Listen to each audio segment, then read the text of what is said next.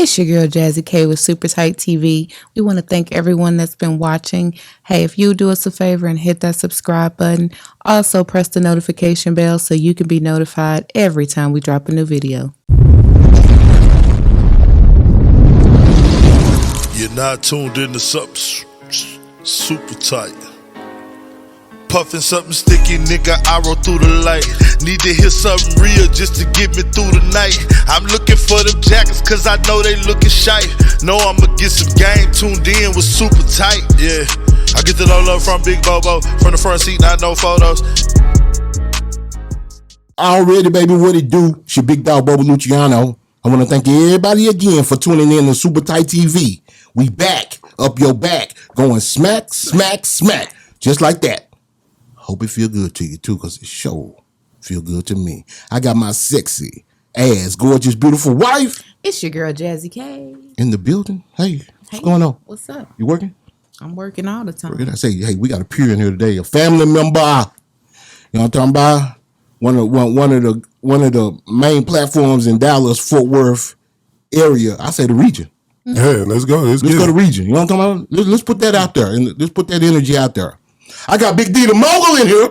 Yeah. Hey, shit, goody. It's going down. It's good. Oh, we're gonna talk some shit today, y'all. What's going on, brother? Man, you know I'm good, man. Huh? Yeah, so I'm good, man. No, you know, I'm glad to be here. Thank you for having me on the show. You know, I didn't think the black atheist was gonna ever get a chance to sit We're gonna talk about all that. Atheist. Yeah, we're gonna talk about all that. Ooh, you next to a Christian woman over there, boy. Proverbs 31. Wait, we're gonna go through all that. We're gonna talk about all that. We're gonna talk. You know what he's talking about, right? He's talking about the Solo Lucci interview. Yes. You know, I was a fuck nigga in that interview. Oh, dang, you didn't say that. You called me a fuck nigga. I didn't say that. Oh yeah. Oh, on what? Where was that? On the Lucci interview. I didn't say fuck You nigga. probably Oh yeah, you did. Word said fuck nigga. Roll that beautiful being footage. Oh, you gonna make me pull it up? Yeah. Pull it up. Oh shit, we gonna pull that shit up. You remember me saying that? He was waiting. I'm gonna probably say that about you. You know what? Heard it, so I'm pretty sure. Let's talk about this because we're gonna address the elephant in the room. I'm pretty because sure he said it. I've been thinking about this. Mm-hmm. You know, we was gonna bring it up either now or later in the interview, but I'm gonna let you get your thing started. You know, when I first started this rap thing, I took it to heart. You know what I'm saying? I really thought, you know, especially in the 80s, you know, I thought we had a chance to. What was that? Oh, it was me, man. I thought that was my wife. I was like, shit. I don't know how to burp, sir. I didn't know it was a burp. I said it was a gargle. I don't know what came back. Oh, my bad. That's viral. I don't belch or gargle. But I took rap so serious, and I'm such a homebody. I mean, you should be. Everybody should love where they from. And when my wife and I started this platform, you know, I came in because I figured, you know, well, it's people that's in the industry and there's people that are in journalism. So I'm about to jump into y'all's field, you know, being a journalist, you know. And some journalists are fans. And so I say, you know, I hear people say some things and make comments, and I say, well, they're coming from a fan standpoint because they don't know the true business, you know what I mean? And you're talking to somebody who has been in several major labels. Yeah, don't rush me because I want to get this out. Several major labels. Anyway, you know, resume long. Anyway, so when I start hearing people, matter of fact, I want to apologize to you, Terry Blue. It take a real man. You know that's my son. Yeah, well, I heard you say that before. Yeah. You know what I'm saying? Because me and wifey, we all about positive energy. Uh-huh. You know what I mean? When we started this, want the smoke. What got me was the Big Chief deal. Yeah, shout out to Chief. Shout out to my brother Chief. You know what I'm saying? And I was like, how we got these dudes who ain't even from Dallas coming out here talking about our culture before we even started? You know what I'm saying? And so I came into this being too aggressive. You know what I mean? Not being neutral enough. You know what I mean? So I had some people pull me to this and say, Bobo, you need to be neutral. You don't need to be pulling this. You don't need to be. I said, you know what? I can have a little run in with rainwater. I did right here. We got it on. We recorded it. It's funny. He don't know it's not recorded. funny. It's but funny. But since then, Rainwater and I myself have seen each other, and just like I did to you, I pulled him to the side and I apologized to him and said, "Hey, bro, that's out of my character. That's the old me. I spent years and years and years, 15 years to be exact, trying to change. Yeah. You know what I'm saying? Because the old me just was just stupid, you know, and I took a lot of penitentiary chances. But yeah, I don't know if I said fuck nigga. If you said I said that, I apologize, brother. That ain't my stilo. You know what I'm saying? You ain't did nothing to cost me no money. You ain't did nothing to my family. You a black man, and I ain't finna talk down on no black men. And I hate that. You know what I mean? So it was all based on the Big Chief situation. Got you. That's all it was. It's all good, man. It was all based on Big Chief. You know what I'm saying? It's forgiving. You know what I'm saying? Oh, yeah. I got on Chief ass in the interview, though, didn't I? You did. Okay, so let's talk about that. So now we're going to talk about that later. Let's kick it over to my wife and let her get this thing started. All right, Big D. So let everybody know where you from. I'm from Detroit, Joy Road, Exit 9, my baby. Okay. Oh. Is that what the Big D stand for? No, that's Lil D. I mean, it depends on who you people talk about. They be calling it Big D. Who do? No, Detroit, we don't call it Big D. Detroit It's just the people D. The D. Okay. Dallas, Big D. Oh, okay. The Get it D. straight. Yeah. You know what I'm saying? Y'all got D-Town, Big D, Triple D. Yeah. So You where the first where person. Big D come from? You know, my first name Derek. Okay. Yeah. And he's a big guy. There you I go. just asked. I Yeah. just wanted to make sure it wasn't nothing from his home. Just ask. Yeah, so Detroit, you know, Could mean a lot of things. you're the first person from Detroit that I've heard give us credit for D-Town. Oh, yeah. No, we don't never say D-Town in Detroit. That ain't Motown. If you don't hear town on it, it's going to be Motown. Talk to Big Sean about that. Big Sean, Oh. he say D-Town. Oh, That's some my shit God. that he on there. Yeah. Ain't nobody in Detroit running like, man, it's the D-Town, nigga. It's the D. It's the D. I've heard that before. Matter of fact, when Dallas started calling themselves the D, we got a lot of flack. And I said, you know what? They right. We ain't never really been the D. Yeah. We've been D-Town. And then they started. Triple D. Well, Triple D didn't start till, you know, I'm 55 years old. Okay. So, you know, you're talking about something that started in the last 15 years. You know, I was 35 years old when that shit started. Got you. 35, 40 years old, really, Yeah. when that shit started. So I'm like, you know, it's cool. Triple D is the dirty D. I guess that's what that stands for. I always thought, you know, I thought it was like Dallas, Duncanville, and DeSoto when I first came. When I first came out here, I was like, okay. What year did you move here? 2010. 2010. Yeah. So tell us about Detroit through your eye, because you know we hear the rumors. I see your platform. Yeah. Y'all got rich history with, you know, gangsterism, Yeah. music, of course, the car business. I mean, Yeah. Detroit is one of those cities. So through your eyes as a kid, draw pictures for us. Man, shit. I grew up West Side Detroit. Like I said, Joy Road, known for, you know, Exit 9. You know, my dynamic of growing up was still kind of old school in a way. Like, a lot of people in my neighborhood still had 2-parent households. Okay. A lot of people, parents still worked at the plants. Yeah. But it was in the hood, it was cool. Like, of course, you heard murders. Murders was common. Gang banging wasn't really a huge thing in Detroit. Yeah. Most time you heard people, you know, that if they got killed or they got bound up in some shit, it was drug shit. Yeah. Either, you know, somebody knocking you off to take over, somebody, or you owe somebody some money. Wrong place one time, but wrong time, but usually it's around dope. It wasn't. Yes. Did you hear innocent shit happen to innocent bystanders? Occasionally, but when you heard blackouts, Yeah. blackouts is when somebody go in the house and kill everybody in the house, no matter if it's kids, everybody, you see those things happening. I thought they didn't mess with kids no more in the game. Do they? You thought when these coming Blackout. up. If it's a blackout, anybody that's in that house gotta go. Everybody gotta go. So you talking about a place where, shout out to my guy Big Bob, you know, his dad getting shot in the head in broad daylight in the driveway. You know what I'm saying? You hear about it, don't you? You hear, but you see it too. Damn. You know what I'm saying? Shout out to my people. My people was young hit crew coming up. You know what I'm saying? It was a very slim line between gangsterism and civilian. You can slide into either way real easily, real quick. Yeah. So, you know, we hear about the big time drug dealers that come out of Detroit. Any of those came up on the west side? Yeah. Who's the biggest drug dealer on the west side? Shout out to my guy Joy Boy Trail. I just interviewed him. I was in Detroit last week. Okay. Is it out yet? Not yet, no. Okay. Nope, not yet. But he just got out on the COVID Care Act.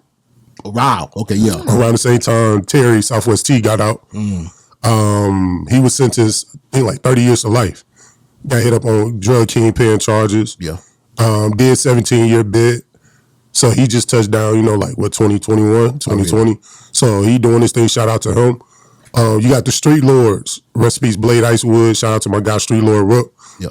Street Lords held it down 2000 before BMF like really took off as far as in Detroit. Name wise, on the west side, Street Lords was going crazy. My dude Rook ended up doing, I want to say he got indicted on like one of the biggest marijuana indictments in Michigan history that hit like 30-something million. What that weed like was in Detroit? 30 million. Shit, man, like Cali. Detroit was always known for having bomb ass weed. You know what I'm saying? And it's legal now. Even in the 90s? I can't say in the 90s. I was a kid, so I can't really. How old are you, Big D? 38. Oh, yeah, you youngster. Yeah. So, because I know New York has some fire-ass weed. Yeah. You know what I'm saying? They had some stuff just like California. Yeah. It was just more plentiful in California because of the weather. Yeah. You know what I mean? So, you play football, right? Yeah, yep. Is that how you avoided the pitfalls of gangsterism and the traps of being, Yeah, no, for sure. Shout out to my neighborhood, man. Like, what they say, it takes a village. Again, I was lucky enough, especially on my block, it was old school. Everybody, parents looked out for everybody. Yeah. So shout out to all the moms and the dads on the neighborhood that made sure we was good. So yeah, I kind of stayed out of trouble for the most part, but my guys, like, they became hit guys. So, you know what I'm saying, football did save me because I easily could have got caught up with them. I ended up getting a scholarship down at Bowling Green. I was playing for Urban Meyer. Wow, okay. And, by that time, that's when they really getting off. So when they come to Bowling Green, they'd kick it with me there. But if I came to the city, they was like, we can't let you get caught up. Oh, yeah. You know what I'm saying? So they was protecting you. Yeah, no, for sure. But they'd come down to school and turn up with your boy, for sure. That's good. I thought you might have a question, man. Just listening. You just listening? Okay, well, I'll keep rolling. What made you so when you went to Bowling Green, did you play NFL ball as well? Briefly. I was a rookie camp. You know what I'm saying? Had a chance at OTA, so I came out with the Redskins, then went down to the Saints. I play O-line. Oh, yeah, O-line. Yeah, guard, tackle. Already. Yeah. What happened? You got hurt? Nah, man, shit, that shit just didn't. I ain't make it. Oh, yeah. That's what it. But I'm gonna be honest, right? Because I didn't really in Detroit. Little league football got a weight limit, so I was always too big to play little league. Really? Yeah, and so really, I didn't play football until I got to high school. Like, he don't need to be out there playing with my son. Facts, and I'm the youngest. He ain't 8. Right. And I'm the youngest of 4 boys and a girl. So 2 of my oldest brother played D1 ball. One played at Louisville. The other one played at Indiana. Yeah. He went on to play in the league for a couple of years. My brother before me, he don't run, but he's still like 6'3", 230. He went to the Navy. It's a big old run. He went to the Navy. And then, of course, I went to college at Bowling Green. Yeah. But I didn't really start playing football till 11th grade. Okay. I didn't care about that shit. I quit in the middle of the season, 11th grade. Season was too long. I wanted to be in the hood. Still made all city, all state. Coach was like, what you doing? You need to come back out. Yeah. Senior year, went back out. Middle of the season, got hurt. Yeah. But I still had like 20-something D1 offers. And I went to college. So, and that's what it was. So when you was there, were you taking it serious? Did you try to take it serious ever? No. I heard it in your voice. No. It's one of those things that just came naturally easy to me. As a true freshman, I remember Urban Meyer was jogging on campus after watching me at practice. Yeah. He just came to me and he was like, hey, come here. I'm walking out of class. He was like, you're going to be good. You're going to play here. So I was traveling as a true freshman. My redshirt sophomore year, I was academically ineligible. My nephew, which was my best friend, she got murdered that year. Damn. I'm sorry to hear that, bro. I appreciate it. It's all good. So, that was tough for me.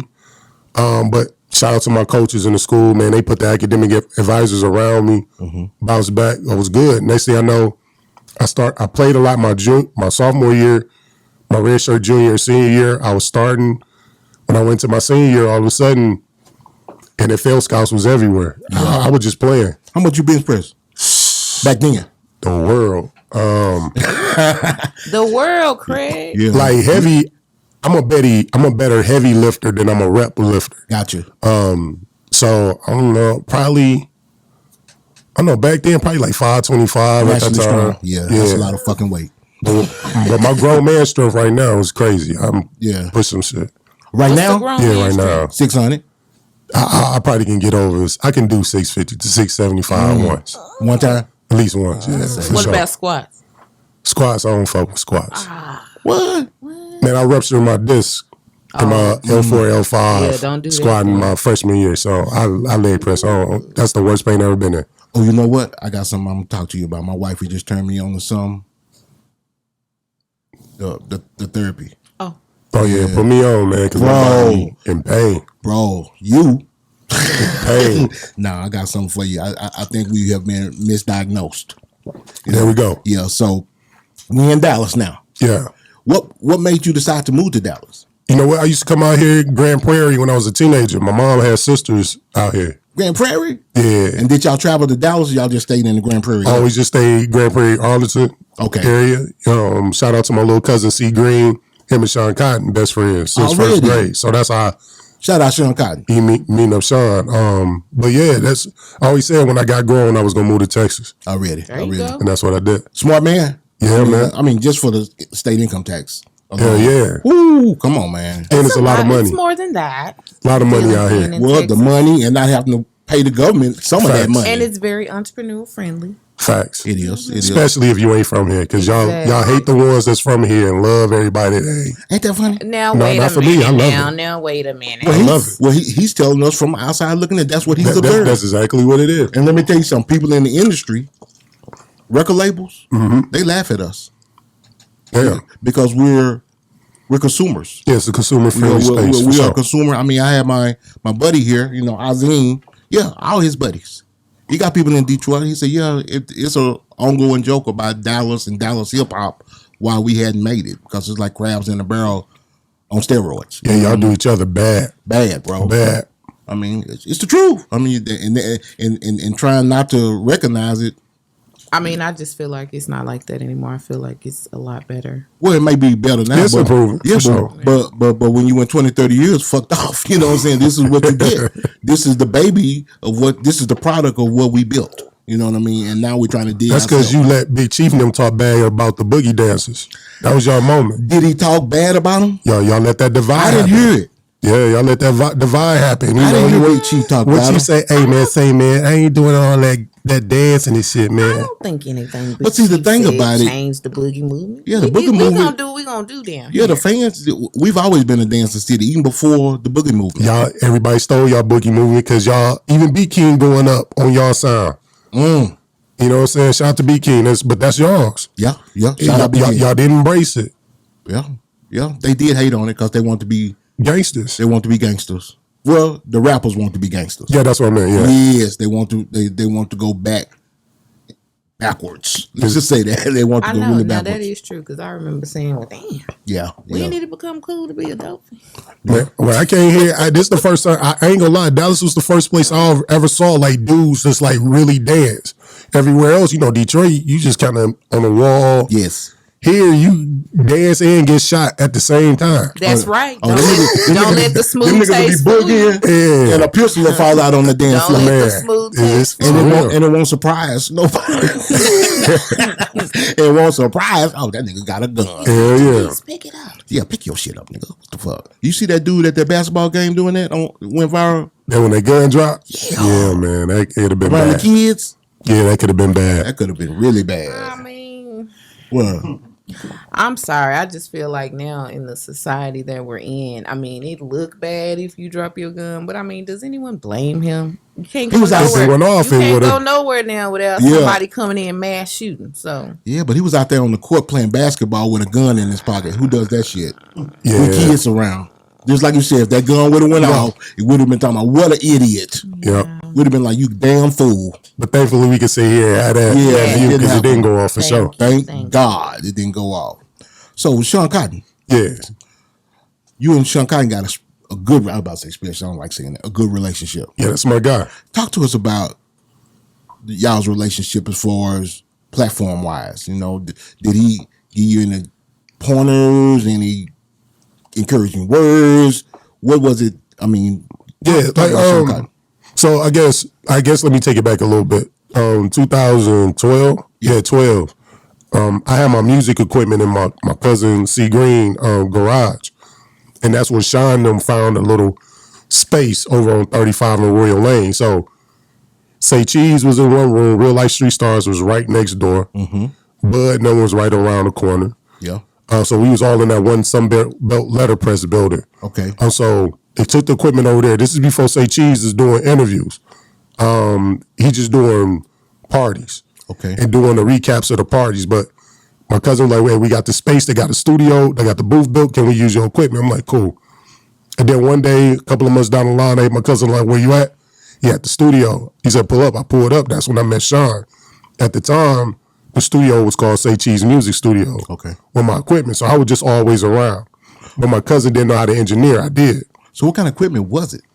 Like, my mics, my preamps. What you doing with that? You was a rapper or you was an engineer? I engineered. Oh, okay. Yeah. I didn't know that. So, but I wasn't doing that. It was just in my cousin's garage. So he decided to use it. Okay. I read it. And that's how I met Shawn. And then being in there with them all the time, Shawn start, doing the freestyles, recording them doing the freestyles.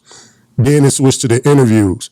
So as long as I had a studio, Shawn will always do his interviews at my studio. I was the one that took Shawn to Detroit for the first time. Okay. When I had my bachelor's party, he did interviews up there. So our relationship has always been watching him grow, giving him, as a young man growing, giving him whatever nuggets I had. They encourage him to keep going, because I remember I pulled him aside, so you're going to be like Diddy. You're going to be huge. Yeah. He said, man, you think so? I said, yeah, nigga, you going to go off. You tap something that ain't nobody doing right now. Yeah. Then he started dropping them lists, putting the top rappers in the shit, and then it was off. It was off. And but now when I got into the media space, he was the first person I interviewed. Okay. And he always been there like, hey, do this, do that. He'd get tips from Vlad. He'd hit me up like, hey, do this, do that. Yeah. And we bounce off each other. We talk and we just kick it. That's my guy. That sounds like a real brother. Yeah, for you know sure. What I'm saying? Because you hear about people hating on, our race, especially. Yeah. We're not going to shoot. We want to be the only one, especially in the Dallas-Fort Worth area. Yeah. We want to be the only one. We want to be first. We want to be the only one. Yeah. And I'm glad he was not that type of guy. He don't seem like a street guy, no way. No. Not at all. Seems like he has a business state of mind. Yeah, I can say that for sure. He always been a computer guy. My cousin was the street dude and put Shawn in a lot of fucked up situations. Oh, that's cool. Yeah, but that's good, man. I'm glad y'all had that y'all still had that good relationship. Yeah, we probably talk like once a week, once every other week, something like that. So let's talk about Solo Lucci. Yeah. So was that the first video interview you did that went viral? No. Which one was your first? Probably like Kenny B. Rainwater. Okay. Because I got the interview with Rainwater right after a couple hours after Mo3 funeral. When he sat on the couch. Yeah. That one. I had a few of them before that one. Oh. So I remember that. Everybody remembers that Solo Lucci. Yeah. So you want to talk about the fact of you being an atheist. Yeah. Are you an atheist? Yeah, I am. Self-proclaimed atheist. My wife wants to talk about that. I do. Why? You said why? Yeah. You don't believe in nothing. No. Well, let me explain it. So atheist means, yes, correct, I don't believe. I'm also an agnostic, which also means I don't know. I'm not against the idea that there could be a God, but no one has proven evidence enough for the existence of their God. Gotcha. And so, because there's not enough evidence for any God that's been presented to me so far, I don't believe. Okay. The reason go ahead. So no evidence as in what? Visibility. All of it. Most people try to give you evidence of God from their personal experience. That's true. But people lie. And people, even with good intentions, misinterpret or because the thing is, what they said, to be eyewitness account is not credible. we see things all the time and think it's one way, and then once we get more information, realize we was wrong. Even if we have a strong emotional feel about it, we could still be wrong. We could be completely in love with somebody and find out this wasn't the person for me. You grew up atheist? No, I grew up in the church. What religion? Christian. When did you? Yeah, what changed it? When I had my son. When you A had couple your of years son? ago. My son's 7. Okay. And when my wife pushed him out and he was sitting on that warming table and I'm looking at him, I said, he don't have no doctrine, no religion, complete, clean slate. And I'm responsible for what begins to get painted on this canvas. So you I say what any Christian would do? Let me get deeper in the word. Let me expand my faith. Let me make sure I'm solid what I believe in before I give it to him. Already. But the biggest way to get away from Christianity is actually read the Bible. Yeah. Yes, and not only that, other Christians. I say that too. Yeah. Other Christians will put you away. But see, I took that element away because I don't blame people. You know, so we're all trying to make sense of this world, the tragedies, the blessings. And you don't, but a lot of people do. Yeah, They a lot of say, people do. Because, I went to church and was treated like this by Christians. That's fair. So I think, and people have a big problem, whether you believe or not, when you profess one thing, but you do something else, outside. But that's just to be human. You do believe in a higher power? No. You don't? There's no evidence. Well, the reason I said what I said, if I did say that on that Solo Lucci interview, Yeah. because I had evidence. Okay, give me your best evidence. That's what I want to From hear. you. I watched that Big Chief interview, one of them. And you're talking to Big Chief. And y'all talking about legends. And you asked him about Mo 3. Yeah. And he said Mo 3 wasn't a legend. You remember that interview? And he said, well, he didn't do enough. He died. You know what you said? What? That was the act of God. Go back and look. That's cool. I'm cool with.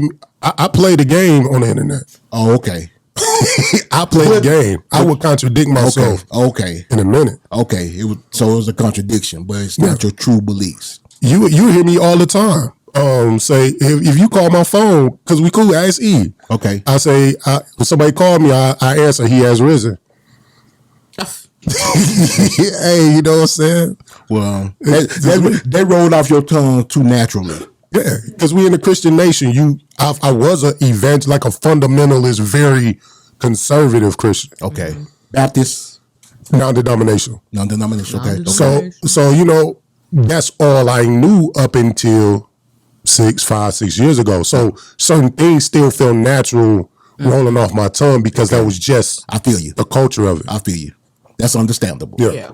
So but there's never you've never had a personal experience where you was like, damn, that was God. Thank God. No.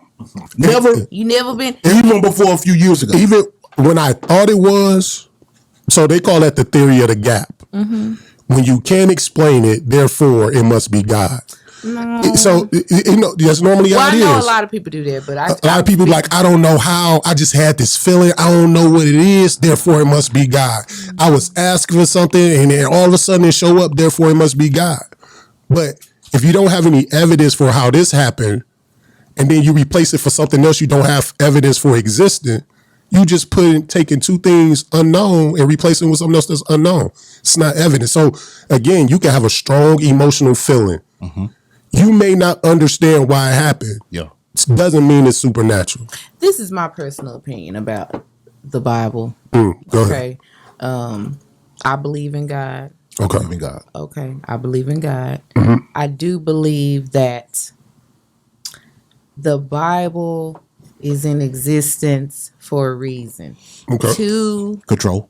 No, not just that. I mean, I'm looking at it from a bigger picture. Like, everyone, you want someone to want you on their own, not because of things you didn't do. So I look at that like my relationship with God. I look at it as He wants me to accept Him. How do you? What's the evidence? However, okay, go ahead. I'm sorry. However, my evidence is one of those things I can't explain to you because it's my personal experience. Like only I know the things that I intimately prayed for and the things that I fasted over and the things that I manifested through my relationship with God and those things that came into fruition that had nothing to do with the Bible, because I do believe the Bible is in place so that people can say, well, it says this here and it says that there and it says this here, but at the end of the day it's about your personal experiences. I don't think it's going to matter at the end of the day whether you believe the Bible or read the Bible or not. When it comes time for you to meet the maker, I think it's going to be, did you truly believe? Because if Did you don't have believe, a relationship? Because if you don't believe, what happens? I don't know. We don't know. Because I'm not a non-believer, so I don't know. I mean, I guess I'm asking that because what is the purpose of belief? Because belief is just a belief. It's not a no. Well, let me ask you a question. How do you See, none of us know that. You don't know that until How do you believe we got here? You believe science? I don't know. the egg or the chicken or the egg. I don't know. No, the Big Bang Theory. I think naturally, if you look up the idea of Big Bang Theory, organisms coming together, I believe there's enough evidence to say this happened naturally. But ultimately, how it all started, I don't know. Do you believe in, what's the word, extraterrestrial life forms, especially since we've been hearing about what they say the government is? See, I don't believe in UFOs because I haven't experienced one. So when people be talking about that, I'll be like, yeah, okay, What you do you weirdo. I think if you look at our planet, Yes. and you look at the skies, and there are billions upon billions and billions of galaxies. That's what I'm saying. For us to be it's possible for us to be the only one, but mathematically we couldn't be the only one. Yeah. It got to be something else. Where they at? Hey, somebody said they could be so advanced that talking to us is like us trying to communicate a car engine to an ant. Maybe they beyond us, or maybe they less than us. That's why they call them intelligent life forms. But even if it is, where did it come from? And that I don't know. I don't have the answer. But then that goes back to the theory of the gap. Since I don't know, therefore it must be a God. And that's not evidence. Because you don't know, it's not evidence for God. That's not evidence. And You're just filling in the gap. I think that's one of the things that people get wrapped up in, the scientific and what can be proven and where is That's the the best evidence. thing. But not necessarily. Some things you have to experience. Some things that have faith. Some things you have to experience. It's like you can talk all day about being a parent and how a parent should be and what a parent should do, but until you have that experience, then and only then you can say, okay, I was wrong about that, or okay, it's not quite as black and white as it seems. So I hope you get a personal experience. Then I mean, personal experience again. Experience is usually emotional experience. That's why it sticks. Just because you had an experience don't mean you fully understand your experience. We can experience things that be wrong about the experience. And you can experience things and be right. Yeah, but Well, you can experience things. And what if God, our God, and your God, what if God showed you something? Like you died. And you hear about people dying, you know what I mean? And they come back, and in that brief time, they can remember vividly things that happened. What if something like that happened to you? And you say, you know what? Hey, man, I'm a believer now. You think that that's possible? Do you believe in those people who have had those experiences? Or you think those are a situation that can't be explained? extraordinary claims need extraordinary evidence. Just because you told me something, You don't believe everything you hear. faith is a terrible thing to have. Because what faith tells you to do is have no evidence. Just believe because something told you to believe. We do not move around life operating in faith. In anything else but your religion. Yeah. You don't use that logic with anything else. Everybody else that come and tell you something, you usually vet and look for some type of evidence to find that they are credible. I agree with you. And so I don't operate in faith. Because in the beginning, when I was a babe in faith, I was very skeptical. Like a lot of stuff, especially all the contradictions in the Bible, like especially ones you don't like when they say, "Oh, if you tied you'll get it back sevenfold. I was like, that don't even make sense. I mean, how you gonna give and then you know what I mean? Yeah. But I had to test it out. And a lot of my faith per se came from my skepticism and me testing God out. Like it really has nothing to do with the Bible or other church folks or And see, that's what the preacher said. I'm not religious. We're not religious people. She might be, but I think I speak for her as well. We're not just really religious. I feel like y'all are. No. From an atheist standpoint, No, I don't like the whole demographic about church, the idea about church, and I've had too many bad experiences. The business of church, I don't like that at all. But I believe in God. Got you. You know what I'm saying? Yeah. I believe that there's a higher power. Believing that there's a higher, because that's the way I was raised. That's it. So no, that's your evidence. Just simply because you was right. Because big mama could have been full of shit and don't know what she was looking at, and don't know. You just believing because it was handed down. You never vetted the truth. What you mean vetted the truth? I mean, like really went out there and put your quote unquote faith to the test. And how do you do that? Give me an example. Ask for evidence. That's enough. When somebody say, because for me, again, I'm not against God. I just want evidence. So when somebody tell me God exists, the burden of proof is on the person who know that God exists. So now show me him. What have you asked for that? Because if you don't believe, you have to ask. You say you've asked for it. No, see, that's a con man artist. A con man would say, hey man, if you want to enjoy this product or you want to come into the fullness of this, first come into it and then we'll show you all the good stuff. We ain't gonna give you no samples before you join. Yeah. You got to come and fully become. And I don't adhere to that concept. To me, that won't work for me. Faith, religion as a whole, like Christian, any religion, there's no evidence, man. At the end of the day, no one has presented any evidence. And again, you can have a strong human experience, and you could be lying. Your experience, your personal experience means nothing to me. That is no evidence to me. It's a great story and it's great. And then I think Christianity preys on those who are already in a down state. Some of them do. Man, don't they? Some of them do. All of it. In order to come to Christ, you have to be able to say, I am a sinner. That I am less than, that I'm unworthy. You have to profess all these things. You got to repent. Yeah. In order to repent, you already have to say you're less than. And that's bullshit.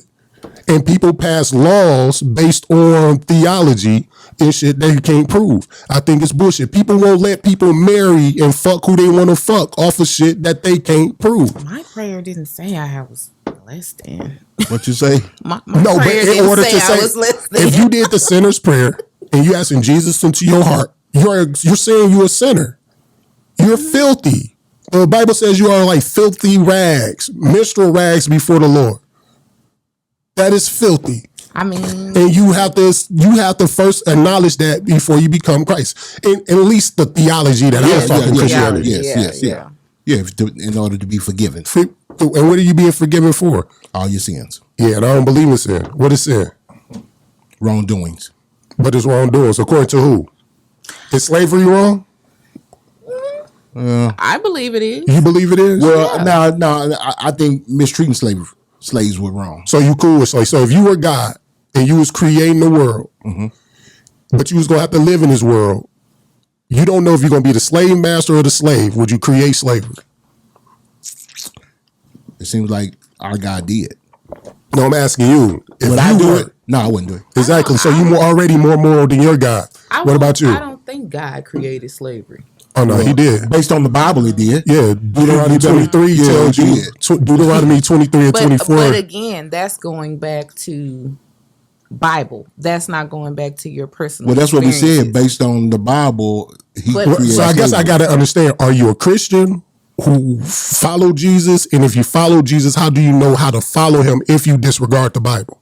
Okay, a lot of people going to come for me for saying this, but I have an issue with calling myself a Christian. Okay, I have an issue with that only because I believe in a supreme God. Like, I believe there is one God. Okay. Now, does that mean he didn't have a son and he didn't send him down and it don't mean none of that? Yes, but I still believe it's hard for me to believe that one I religion is just more believe superior than the other. My reasoning behind it is somewhat similar to yours. It's that if you look at the Bible, and if you're going strictly from the Bible, okay, which I don't, I go from my personal relationship with God. It's a lot of contradictions, and it's a lot of stuff that just don't make sense mathematically. So you don't believe in the Bible, so you create your own God in your head. No, that's not what I'm saying. Where did you get your idea for God from then? My personal experiences. I have a relationship. I pray to God. I've asked for understanding. I've asked for, show me this. If this ain't, I guess what I'm saying. So you pretty much the Bible was out. Throw that shit out. Yeah. So then you made it up for yourself to say, I don't need the Bible. I don't need the institution of the church. I have my own relationship. Therefore, you create your own God because you still haven't presented. No, not necessarily. Because each book Bible, even if it's the Quran, it's too divisive. It's too divisive. You know what I mean? Well, we throwing that out. That Jewish people are gonna go to hell. These people are gonna go to hell just because you don't believe in Christ. Yeah. I guess it's hard to believe that. You're gonna go to that. hell because you're Buddhism, gay. You're gonna go to hell because you're this. When at the end of the day, my thing that's my reason why I say I believe the Bible is allowed to be put in place because He wants you to have faith. God. How do you know that? Is what I'm asking. We don't know. I don't know. That's I only know. So that's what I'm asking. Why would you want to believe it if you have no evidence for it? And here's the thing about that. I cannot make my evidence for you. It's just like if you go to court, some people might say, we got enough evidence to indict. And somebody else might say, I need a little more. Well, don't give me evidence for me. What's the evidence for you? The evidence for me is we ain't got enough time. Just give me your best one. Your best evidence for your guy. Give me the best one. Okay. I got a real good one. I tell this story all the time. I'm a nurse. Mm-hmm. Okay. Thank you for your service. Thank you. And it was a point in time when I did not recognize what people call the voice of God. Okay. It's not an audible voice. For some, it may be. I don't know, but He don't communicate with me that way.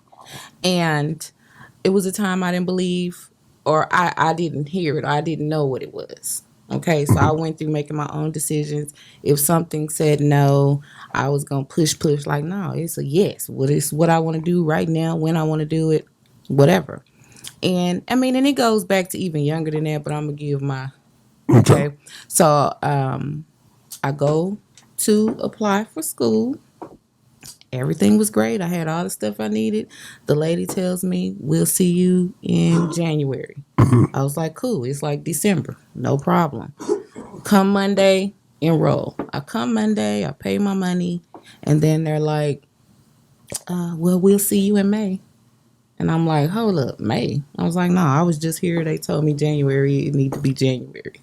And they're like, sorry, we don't have any more, we don't have any more space. So I'm upset. I'm distraught. I'm like, this is a young woman too. Yeah, pissed off, And I get in my car. I'm upset. I'm like, and then I stop to pray to God. You know what I mean? And I'm like, and I'm angry.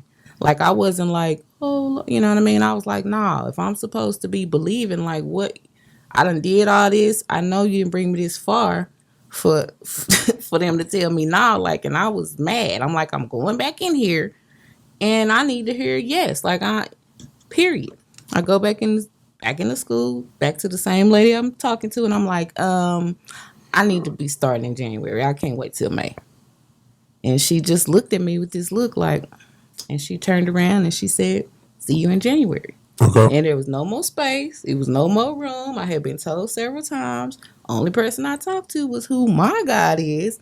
And I go back in there and they told me yes. But that's not the end of the story. Because fast forward to my graduate, I ended up failing a class. And it was my last class. And in nursing school, it's like you can only fail a class twice and you out. Yeah. Got to start all over. Anyway, I was getting unemployment, all this stuff. So everything was riding on time. I got to be. So when you're looking at things like that, you're not having faith that the God they say is going to provide is going to provide. So long story short, my graduation day, I failed a class, had to take it again. Everything gets, don't do me. That's how you do it. Everything got prolonged. But the day that I graduated was like the day that my unemployment ended, and it was like a Perfect long timing. Yeah. And in that moment, I'm standing there getting ready to graduate, and God said to me, had you just listened, you would have been, if you would have just started in May, you would have been graduating at the same time. Anyway. Minus the stress, but you didn't have faith. And that wasn't something that, you know what I mean? It didn't have anything to do with, the Bible said, it was literally my personal relationship with God. And in the beginning, as a baby, it was what the preacher said, you know what I mean? But later, I think you need more than just what somebody told you. You need your own personal experiences. If you're looking for something tangible, yes, you're never gonna get it. Yeah, I would never believe. Yeah, you're never gonna. Never say never. No. I feel like this though. If God exists, whatever it may be, and his desire is for me to want to know it or him or whatever it is, it will know how to convince me in a way. And that's a fact. That's what I'm saying. I think give me the evidence, but I won't, without tangible evidence, without testable evidence. But what if it is something? What if it is an experience that somebody else can't touch? I can't say that's evidence for God. Like if I'm gonna talk God and talk in absolute, like how people talk, like I know God real. These person, you gotta have evidence, and I get it, because like my whole thing is shout out to your story and shout out to nurse, because I'm gonna give y'all some an exclusive. Like most people don't know, my wife is a nurse. Oh wow! And she was the nurse that got Ebola back in. Oh really? Yeah, that was my wife. Oh wow! I remember that. Yeah, so. Oh, I need to get her on the show. Yes, you know what I'm saying? Why don't you interview your wife? I need to get her low, like for real. You notice I don't post her. Yeah. Oh yeah. I don't none of that, because you know what I'm saying? I talk her. She went through so much. Oh yeah. I mean, when we was in People magazine on CNN, I got to meet President Obama. Yeah. Wow. But you know, she was the black girl. She was getting ridiculed, and dogs like put the country at risk. Let me ask you a question. Yeah. Is President Obama black? All the way. Okay. Now let me ask you. So she was the ER, the one in the ER. Yeah, she was a not ER, but ICU. ICU. Oh yeah. I mean, and there is no way, like, and that's what people do not understand, the things that nurses and healthcare professionals go through. Yeah. I mean, we're the first contact for a lot of people, and sometimes you're so focused on saving a life. You know, that infectious stuff. Man. Shout out to the nurses. Yeah, shout out to y'all. That's why I said that, because I got put on the federal K-Fly list. Yeah, I know you did. CDC, I had to go check with them. It was wild. Oh, wow. Well, But I put nurses because of my wife. Yeah. And you probably do the same thing. I put them on a high pedestal. Yeah, for you sure. Know what I'm saying? Them and firemen. Yeah. So I put them on a higher pedestal, bro. For sure. Because they saving lives out there. Yeah. So. And I think too, because of I work in surgery, so I done seen some. You know what I mean? I done seen some stuff. Yeah. Well, I just got it. Before we get off, I don't know what else y'all got to ask me, but since y'all been believers, have y'all seen anybody that been dead for 3 days and come back to life? No, I have not. Yeah, Lazarus. You ain't seen Lazarus. You ain't seen Lazarus. You don't believe about Lazarus? But he's in that, even that, ain't that messed up though? He brought Lazarus alive again, only for him to die again, just to resurrect him again at the end. I heard a person say, Jesus was the only person to die and get resurrected. I said, that's bullshit. Lazarus did. Allegedly. Yeah. Allegedly. White Jesus or black Jesus? Who better? Black Jesus. White Jesus. Now come on now. White Jesus. Now, I ain't White Jesus. Hey, look at White Jesus blessing. Black Jesus got black people on curses and all that shit. Jesus is black. Nah, Jesus is a person of color. Well, the white Jesus with the blue eyes be blessing his people. No, baby. Everybody that talk about the black Jesus, they go to Deuteronomy and start talking to me about curses. I said, fuck that nigga. And you went to non-denominational? Non-denominational. White Jesus was in there cutting up. No. You need those people you talking to, you need a better selection of friends. Hey, so let's talk about Mogul State of Mind, bro. Let's get to it. Let's talk about, because we got to pump your platform. Yeah. Let's do this. And let me tell you why I want to talk to you in Terry Blue, because my original plan is for black people to be strong. You know, coming together, a fist is more stronger than a finger, right? And so Who said that? I don't know. I said Mama. that. Did she?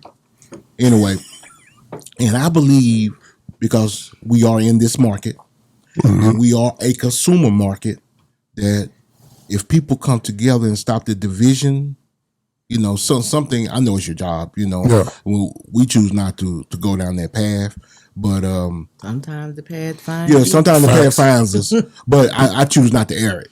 I choose not to air it, you know what I'm saying? So, we choose not to air it. But I believe that we can move the needle. I mean, it may not be what you want to do. It may not be what Terry Blue wants to do, but I see him trying to help the Dallas scene. Yeah. I mean, you're living here, you might as well do something to help. Unless you might just be saying, hey, me, find me. You know what I'm talking about? I don't know. It could just be about you. But that was my initial goal, one of them, when we started it, because I just want to do something to help. Gotcha. We want to do something to help. I think if people come to the city and they say, you know what, we're on a promotional run. Yeah. Just like they used to hit radio stations. Yeah. They're hitting platforms now, right? Facts. Dallas is known for their platforms, as far as the number of platforms that have close to or more than 100,000 subscribers. I don't know too many other cities like that. Not too many. Maybe 4, you know what I'm saying? Atlanta, maybe LA. In New York, probably. New York, maybe New York. I don't even know who in New York. What's the boys? Just Matt Hoffa and them. Oh, yeah. But that's just one. You know what I'm saying? We got several. Yeah. You know what I'm saying? You got Say Cheese, you got yourself, you got Real Life. Boss Talk. Real. Come on, man. These guys can come down here if people are interested and be like, hey, man, I can understand people not wanting to have, the same interview. But if it's a media run, you just got to understand. You got to know what it is. You're going to ask different questions than I ask, and so forth and so forth. And we could just play off each other. Yeah. And our audience is not your audience. Facts. Your audience is not, and vice versa, all across the board. I just think we can move the needle that way. And so, I did get off board. And, especially when I tried to get involved with the Terry Blue and Supreme. You know what I'm saying? I love Supreme. Stay out of the beef. Yeah, that's their business. You know what I'm talking about? That's their business. You know what I'm talking about? What I'm here for is my wife and my family. There you go. You know what I'm saying? And Dallas second. You know what I'm talking about? And Texas third. You know what I'm talking about? So, and so that was our plan. So, Terry Blue, Big D the Mogul, I just want to say again, you know what I'm saying? Y'all think about that? Put some with some, make some. Yeah, what do you think about that? Because I think we could be powerful together rather than separate. I took the biggest lesson on the airplane, when they drop that mask down. Yeah. And they say, before you aid the person next to you, first put on your mask. Yes. Secure your own mask. Yes. And so in order to help the city, just do your job. Just do your shit. Yes. If you do your shit, that contributes. The idea of trying to force it or purposely go out, you're going to be led with a lot of heartbreak because your help may not look like help to somebody else. Well, the thing about it is, what you're doing is what's been done for 30 years. And if we keep doing the same thing, you're going to expect the same results. What you mean? Everybody was been for themselves. Well, it depends on what you mean for themselves. Everybody's been for themselves. Everybody's got their own reasons why they're for themselves. And everybody, because it's for me. It's this. But you're still for yourself. Yeah, I have every other city that I saw that pop, they never was for themselves. It all depends on how you look at it, right? I can only be as good for my wife, for my kids, and then for my mom, and then for my community, as well as I am myself. I got to be mentally prepared, healthy, physically healthy. If I'm in a great state, it trickles and works for everybody. If I'm putting everybody out first and I'm neglecting myself, eventually I'm going to be burnt out and be no good for anyone. Yeah.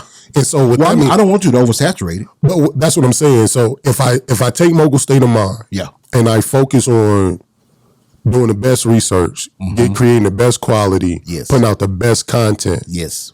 When the next artist approached me and say, hey, Big D, can I get on your platform? The reason why they want to be on here is because of the things I just said. Yes. And then when they get on there, people will take them seriously because they understand the quality and what goes into it. Yeah. And it's the gift, but I have to start with me. If I start trying to help out, if I start trying to give money away that I don't have, I'm in a deficit. That'd be good.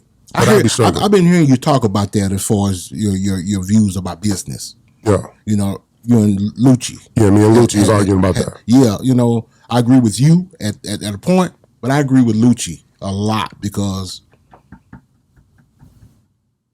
how do you give what you don't have? Jewish people didn't have nothing. Now look at them.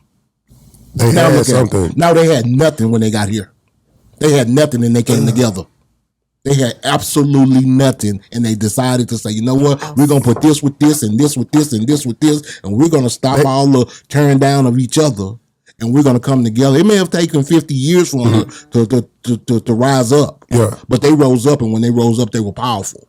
That's all I'm saying. I don't think putting yourself first means neglecting other people. Okay. It's just putting yourself in the best position so that when it comes time to help, you are able to help effectively and efficiently. Well, I'm not saying spread yourself thin. That's why I said, because we are for ourselves. Yeah. Don't get it twisted. Lucci was on some bullshit. No, don't say that, man. No, he was. Lucci, that's my nigga. That's my guy. And I told him, I said, you too nice because you giving away free shit without getting something on the back. If you go give it away up front for free, that's cool. Make sure you secure it on the back. We're grown. I understand that. If you get into the rap game, this is a fucking business. Yeah. I'm not here to do charity with your ass. Charity, it's a lot of things out there that's better to go give charity to. People who need shelter, people who need clothes, and people who need food. Not a motherfucker who's trying to rap. That is business. You need to have capital. But everybody who came up in the rap game didn't come through straight business. It ain't what you know, it's who you know. And it's true, but what I'm saying is, if I'm going to give my charity to someone, I'm going to give charity to a necessity of life. Lucci was giving people free studio time without getting something on the back end. My nigga, I'm still paying for it's not free. I'm paying for your studio time. I got to take care of the engineer. I got to take care of the lights in the building. And if this song pop, all I get is, because all the rapper gonna do is say, nigga, I could have went to any studio and did this song. They gonna hold their nuts on you. Well, maybe you Does monitor. that matter? Maybe you monitor who you help. You can't help everybody. I just help with a cheerful giving heart. I'm just saying you can't pour from an empty cup. That's bullshit. You can't pour from an empty cup. Okay, at the end of the day. Yeah. So you do right have to have people that are willing to pour into you. Exactly. As well. I'm gonna fetch you this dope on consignment. That part. No. Yeah. COD. You know what I'm saying? Yeah. On delivery. That's what I'm saying. That's how it should be.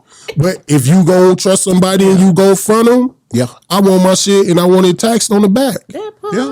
Yeah. But usually when people fronted dope on consignment, you knew what you was gonna get back regardless. But Lucci don't know what the fuck he gonna get back because he doing it out the kindness of his heart. And that's bullshit. Not in business.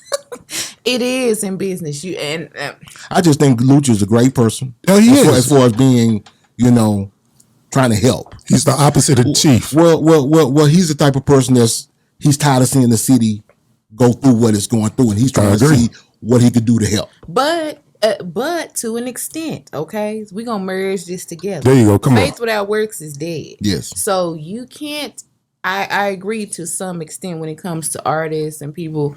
You can't just come on here expecting me to do all the work. Like you have to have putting some motion behind yourself. I understand that. And a lot of people. Well, it could be a waste of money. I can understand that. Yeah, that's what I'm saying. A lot of people just want to, see what they can get. Opportunists. No. What he's saying is this: like Lucci, say Lucci or myself or us, and we see somebody. He's talking about him giving free studio time. That's what I'm trying to tell you. If we see someone that God, this is a shining star. This fucker's a star. Wait a minute. Mm-hmm. We got this one person that's a shining star. Mm-hmm.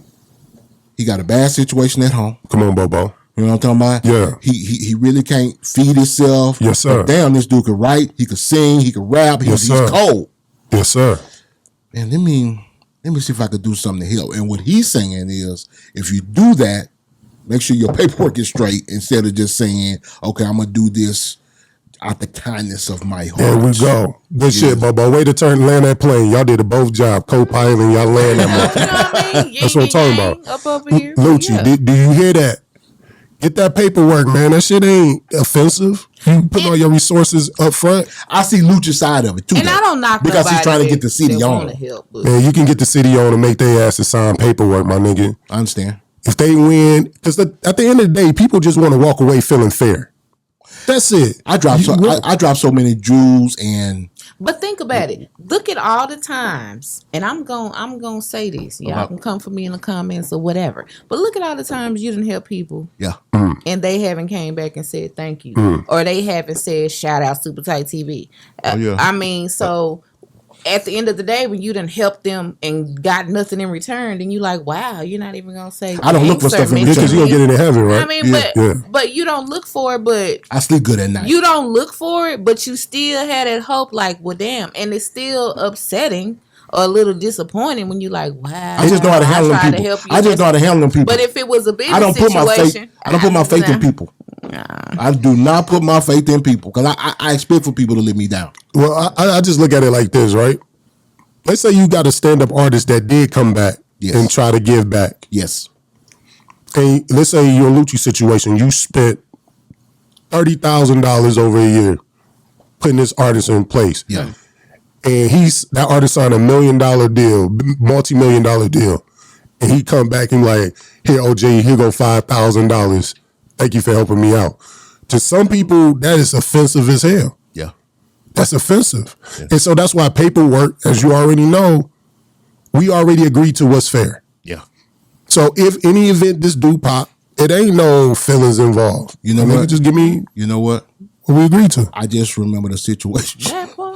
Don't ask. It happened to me. Just give me what we agreed to. I'm on your side, baby. It happened to me, baby. Yeah, see? I could tell you a story. You be like, damn, Bobo. Don't ask. Damn, Bobo. Yeah. So yeah. I feel you. There we go. That's what I'm talking about. We there. Yeah, we there. Get it in writing. Hey. So, last question. There we go. Got to talk about your list. Here we go. Gatekeeper. Some of them dudes ain't no gatekeepers. All of them. All of them dudes ain't no gatekeepers. All of them. Some of them dudes ain't no Which one ain't? Some of them don't have enough power. I don't want to. No, you got to go ahead and put them out there. You want the gatekeeper. I just think that if they haven't really been in the industry, I haven't seen the list. If you ain't really been in the industry, there's 3 of them. And I mean, just what's the 3? You got to tell me which last year. I don't want to. If I had it in front of me, what's the 3? He did the list. I don't think I have it in front of me. I gotta know. Yeah, so man. I can get in on the conversation. These dudes can't. I mean, think like how many people on that list ain't no millionaire? Who's number Shit, 1? I don't know who a millionaire or not. Who these alleged gatekeepers? I know. I'll point them out. I'm trying to find the list right now. We got time. If these niggas ain't millionaires and can change people's lives, they ain't no gatekeeper. You don't. They hate you us. said yourself, it's who you know. Yeah. But that's the. I mean, so let me get the premise of the gatekeeper list, right? Okay. Come on. So when I thought of the list, I've seen everybody always post artists, they post producers, whatever. Yeah. But my list was really to try to help the city. Oh, really? And this is how. These are normally the people behind the scenes that the city don't know exist. Yes. And so the list was to highlight, not to say, hey, this is the people that run the state. Right. But the gatekeeper, when you hear the word gatekeeper, that's what you think. Because, I mean, technically, a gatekeeper is just a middleman. It's just a person who has either the power, platform, or connection. It's a powerful middleman. Yeah, no, but that's open the gate or close it. That's what I'm saying. The only thing I agree with you about, sir, is when you had that year you said Sean Cotton and Jay Prince 1 and 2 are ineligible. That's last year. I took them out. You said that because to me at that time, I didn't see nobody up under them that was worthy. So you want me to name somebody? Everybody that was up under them is unworthy. Yeah, man. Smooth Vega's cool. Smooth Vega Shout out to Vega. Man, my nigga Smooth Vega, because he does help people. You know what I mean? And Vega's definitely a gatekeeper. But if you're looking at it from a power structure of just saying no, this person can't, and yes, this person can, throw that out. Yeah. Throw the gangsterism idea of the gatekeeper out. Okay. And just look at these people's superpowers and what they offer that could help. Like you said, Vega. Yeah. Vega, concert-wise, venue-wise, helping people get on, putting them on stage, opening up for major acts all through Texas. I seen Vega do it. Yeah. But the mother cats? Like I said, Rain, my guy. The mother cats? But Rain is shady or shaky as a player that people may look at. I can't let you talk about Rainwater on my platform. No, Rain is my guy. Yes, we're not gonna go there. No, I'm saying as shaky as people may want to paint Rainwater. Yes. Rainwater can get on the phone and get people on his side. He got a gift of gab and he build relationships that people will rock with Rainwater. But what? Not saying anything negative about Rainwater. I just have a question. Mm-hmm. 2 questions. There you go. Who are the people he can get on the phone? And 2, when is that going to happen? So I'm gonna give you 2. You can get Ghazi on the phone. That's 1. You can get Sean Cotton on the phone.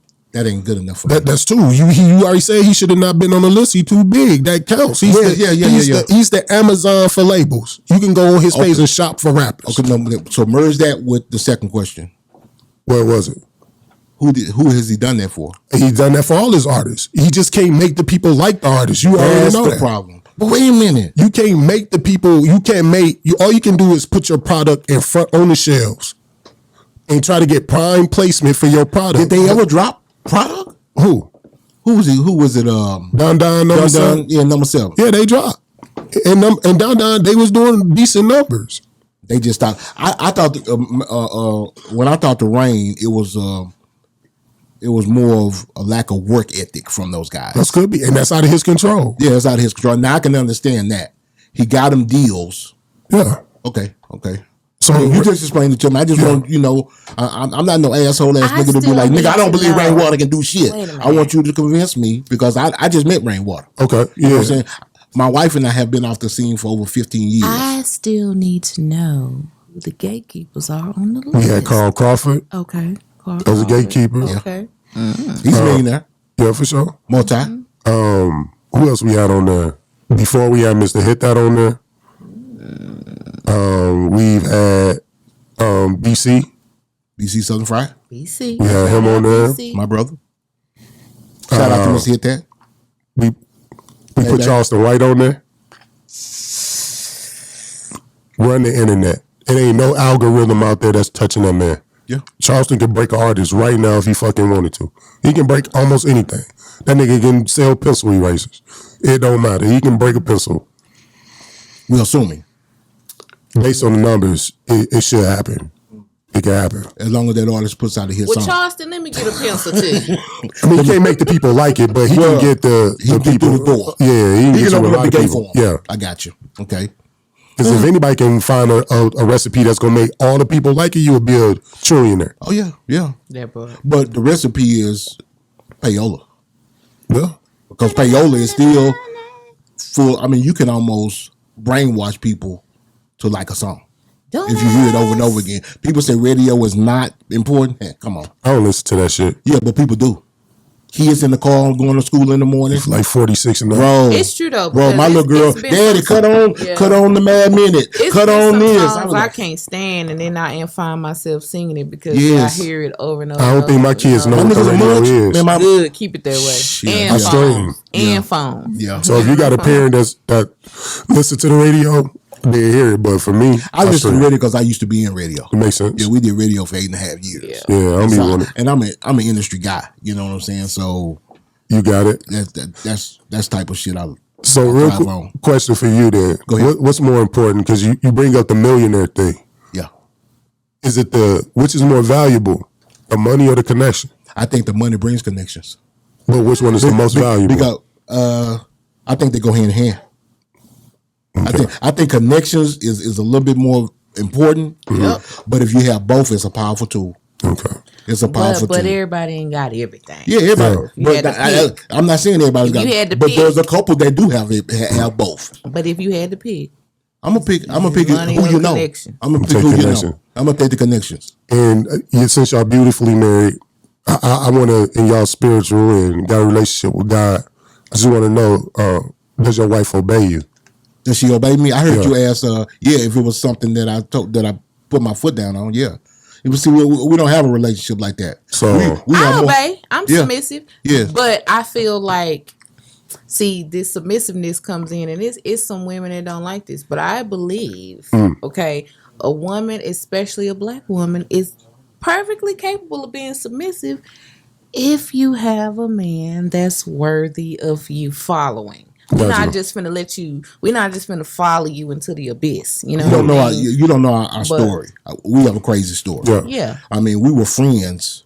How She does was that? she was my radio host at 16 years old, and I was a grown man. I was married to somebody else. You know, for 8, you know, on a serious radio station. You know what I'm talking about? And when we got to, it's a 16-year difference between us. Yeah. So one of the first things I said to her when we first started dating, I ain't your daddy.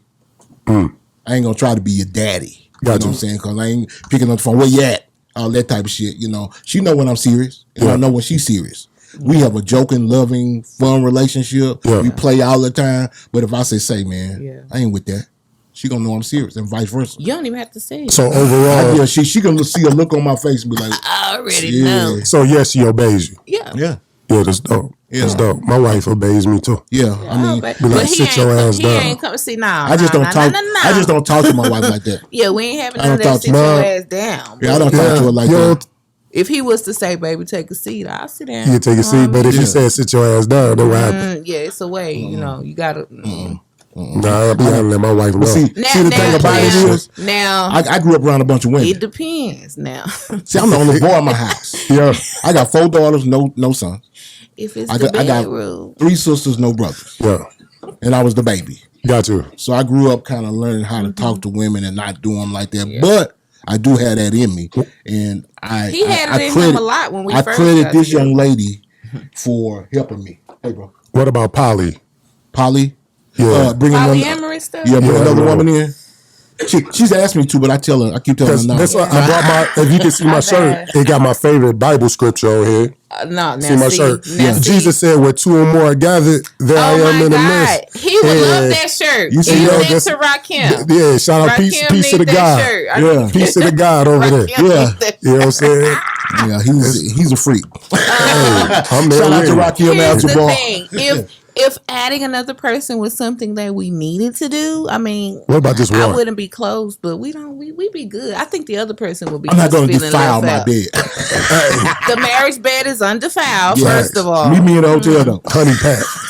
Take about 4 of them. Nah, I don't need that. I do a right now, I don't. I'm good. There you go. I'm good. My back is fucked. Not my back. We're going to talk off Yeah, we got to save that for later, for when we need it. But right now, we won't need a honey pack. There you go. Bro, I appreciate you. We go on and on with your ass. I appreciate y'all. Can you please come back? Hey, man, I'm here. Y'all got to come on mine, too. Thank you. There we go. Let us know. And you know where to find me. I got to have your wife. Oh, yeah, come on. Yeah, she right. She down the street. She need a friend. Already. She be stuck in that house. I'm right there. I'm known. What y'all cooking for dinner Sunday? I work Sundays. Oh, man. That's Lord Day. Oh, no. Okay, so see, there you go. The Lord understands. Mogul is a damn the Lord understands bills need to be paid. Facts. He created them. I'm trying to stand to the side so I won't get struck by lightning. By the Lord. It's going to be hot. Not you, but me.